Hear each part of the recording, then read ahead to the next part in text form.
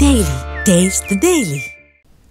సొంత నియోజకవర్గం పిఠాపురంలో ప్రక్షాళన మొదలుపెట్టారు పవన్ కళ్యాణ్. పార్టీ ద్వితీయ శ్రేణి నేతల నుంచి వచ్చిన ఫీడ్బ్యాక్ ఆధారంగా మార్పులు చేర్పులు చేస్తున్నారు.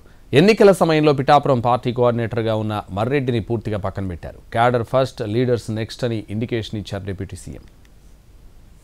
కాకినాడ జిల్లా పిఠాపురం ఎమ్మెల్యేగా డిప్యూటీ సీఎం పవన్ కళ్యాణ్ ఉన్నారు. ఆయన తరచూ నియోజకవర్గానికి వచ్చి స్థానికంగా అందుబాటులో ఉండేందుకు అవకాశం ఉండదు. దాంతో నియోజకవర్గంలో జనసేన పార్టీ ప్రభుత్వ బాధ్యతలు మర్రెడ్డి శ్రీనివాస్ చూసుకుంటున్నారు. అంతకుముందు పిఠాపురం ఇన్ఛార్జిగా ఎంపీ ఉదయ్ ఉండేవారు.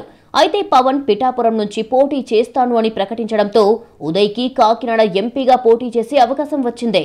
పిఠాపురంలో జరుగుతున్న పరిణామాలపై డిప్యూటీ సీఎం దృష్టికి తరచూ ఫిర్యాదులు వస్తున్నాయి.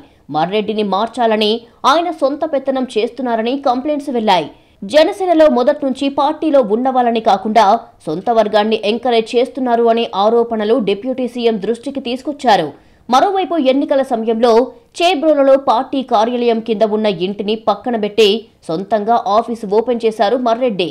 దాంతో పవన్ ఆగ్రహం వ్యక్తం చేశారు. ఇన్ఛార్జ్ ఒక్కరే ఉండాలని స్పష్టం చేశారు పవన్.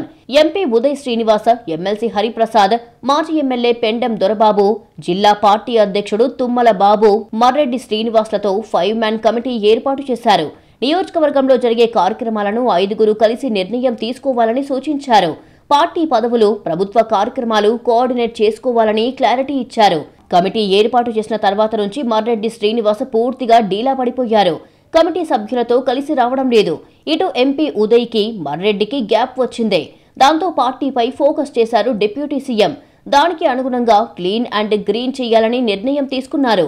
పిఠాపురం కార్యక్రమాలలో ఇన్వాల్వ్ కావద్దని మర్రెడ్డికి క్లారిటీ ఇచ్చేశారు. ఆయన స్థానంలో గతంలో పార్టీ కార్యాలయం కోసం ఇంటినిచ్చిన ఓదూరి నాగేశ్వరరావు ఫ్యామిలీకి స్థానం కల్పించారు. ఆదేశాలు వెంటనే అమల్లోకి వస్తాయని సూచించారు. మొత్తానికి పిఠాపురంలో జరుగుతున్న పరిణామాలపై దృష్టి పెట్టారు డిప్యూటీ సీఎం. అందరూ కలిసి పని చేయకపోతే భవిష్యత్తులో ఇబ్బందులు వస్తాయని డిసైడ్ అయ్యారు.